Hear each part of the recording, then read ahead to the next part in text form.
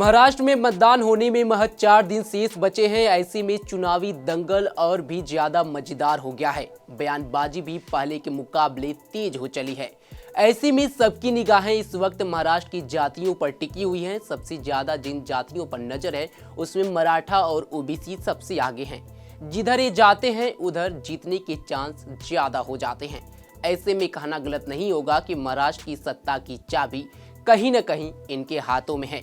महाराष्ट्र चुनाव में जाति समीकरण क्या है और किस जाति का बोलबाला है, इस वीडियो में हम आपको बताएंगे। नमस्कार, मैं हूं सतेंद्र शर्मा और आप देख रहे हैं punjabkesari.com। महाराष्ट्र में मराठा आरक्षण आंदोलन का गढ़ रहे मराठवाड़ा पर विधानसभा चुनाव में सभी की निगाहें टिकी हुई हैं, क्योंकि जाति ध्रुवीकरण से प्रभावित इस क्षेत्र की 46 विधानसभा सीटें क्या गुल खिलाएंगी, इसका अनुमान अभी किसी को नहीं है। मराठवाड़ा ने 2019 की विधानसभा चुनाव में भाजपा शिवसेना गठबंधन को 28 सीटें दी थी। भाजपा को 16 और शिवसेना को 12 सीटें मिली थी। कांग्रेस और एनसीपी को 8-8 सीटें और अन्य को 2 सीटें मिली थी। लेकिन 2023 के मध्य से मराठा समुदाय को कुणबी का दर्जा देकर अन्य पिछड़ा वर्ग कोटे में आरक्षण दिलवाने के लिए शुरू हुए आंदोलन ने पूरे मराठवाड़ा की हवा बदल दी है। आंदोलन के सूत्रधार मराठा युवक मनोज जरांगे पाटिल के एक आह्वान ने पिछले लोकसभा चुनाव में मराठवाड़ा से भाजपा को एक भी सीट नहीं जीतने दी। कांग्रेस छोड़कर भाजपा में शामिल हुए मराठवाड़ा के दिग्गज नेता एवं पूर्व मुख्यमंत्री अशोक चव्हाण भी उसकी कोई मदद नहीं कर पाए थे। इस क्षेत्र की कुल 8 लोकसभा सीटों में से 3 कांग्रेस जीती, 3 शिवसेना यूबीटी एवं एनसीपी पवार गुट एवं शिवसेना शिंदे गुट को एक सीट मिला। जाति गणित के आधार पर देखें तो 8 में से 7 मराठा उम्मीदवार जीते। 8वीं सीट लातूर की अनुसूचित जाति के लिए आरक्षित है। यहाँ भी उम्मीदवार कांग्रेस का ही जीता। जाति ध्रुवीकरण की स्थिति ऐसी रही कि छत्रपति संभाजी महाराज नगर से मतदाताओं ने शिवसेना यूबीटी के ओबीसी उम्मीदवार चंद्रकांत खैरे को हराकर शिवसेना शिंदे के मराठा उम्मीदवार संदीपन भुमरे को जिताया। मराठवाड़ा के ये परिणाम सत्तारूढ़ गठबंधन महायुति के लिए अच्छे संकेत नहीं है, खास तौर से तब जब मनोज जरांगे पाटिल ने विधानसभा चुनाव में अपने उम्मीदवार खड़े करने की घोषणा कर रखी है। उन्होंने तो संभावित उम्मीदवारों के साक्षात्कार भी लेने शुरू कर दिए हैं। महाराष्ट्र के अन्य क्षेत्रों में उनका कितना असर रहेगा नहीं कहा जा सकता, लेकिन मराठवाड़ा के मराठा तो उनके पीछे चलने को तैयार दिख रहे हैं। लेकिन इस गणित का दूसरा पहलू भी है। मराठवाड़ा जिस प्रकार से खेतीहर मराठों का केंद्र है, उसी प्रकार वंचित ओबीसी मतदाताओं का भी बड़ा गढ़ है। गोपीनाथ मुंडे मराठवाड़ा क्षेत्र के बड़े ओबीसी नेता रहे हैं। आज उनकी विरासत उनकी बेटी पंकजा मुंडे संभाल रही हैं। अजित पवार के महायुति सरकार में शामिल होने के बाद पंकजा के चचेरे भाई धनंजय मुंडे भी अब पंकजा के साथ आ चुके हैं। विजयदशमी के दिन 11 साल बाद दोनों भाई बहन एक साथ एक ही मंच पर नजर आए। पिछड़ा वर्ग आयोग की रिपोर्ट के अनुसार राज्य में मराठों की आबादी 28% तो ओबीसी की आबादी 52% है। करीब 1 साल से चल रहे मनोज जरांगे पाटिल के मराठा आरक्षण आंदोलन के कारण सबसे ज्यादा असुरक्षित ओबीसी समाज ही महसूस कर रहा है। वह नहीं चाहता कि उसके आरक्षण कोटे में कोई और आकर सेंध लगाए। अगर बात करें देश की तो देश में कुल 16% दलित आबादी है।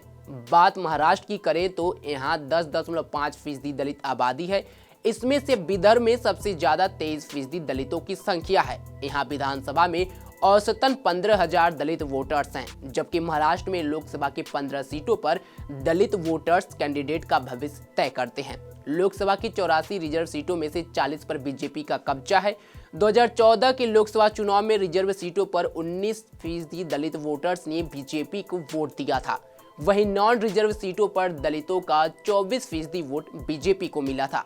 CSDS के सर्वे के मुताबिक बीजेपी को दलितों के इतने वोट 2014 लोकसभा चुनाव से पहले नहीं मिले थे।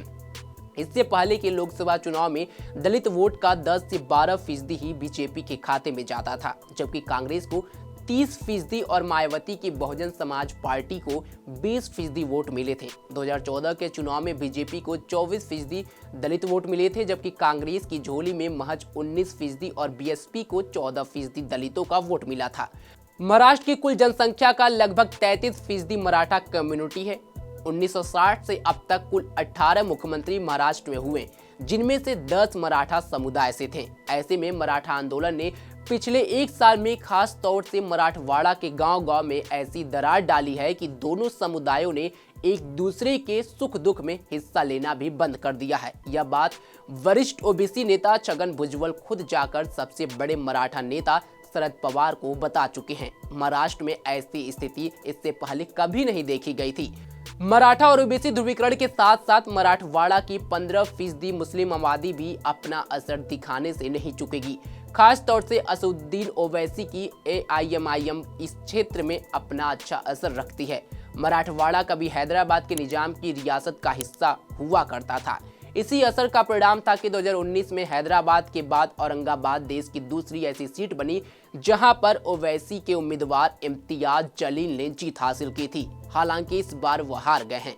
इम्तियाज कुछ ही दिनों पहले छत्रपति संभाजी महानगर से मुंबई तक एक बड़ी कार रैली निकालकर शक्ति प्रदर्शन कर चुके हैं। मुस्लिम मतदाताओं की भांति ही वंचितों को भी बड़ी आबादी मराठवाड़ा में है।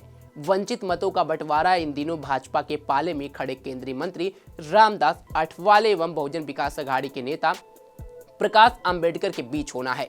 ये सारे समीकरण मिलकर तय करेंगे कि मराठवाड़ा में ऊंट इस बार किस करवट बैठेगा और चुनाव परिणाम आने के बाद साफ हो जाएगा कि महाराष्ट्र की सत्ता पर कौन काबिज होगा। ऐसे ही देश दुनिया की तमाम खबरों के लिए जुड़े रहे हमारे साथ और देखते रहे पंजाबकेसरी.com। धन्यवाद।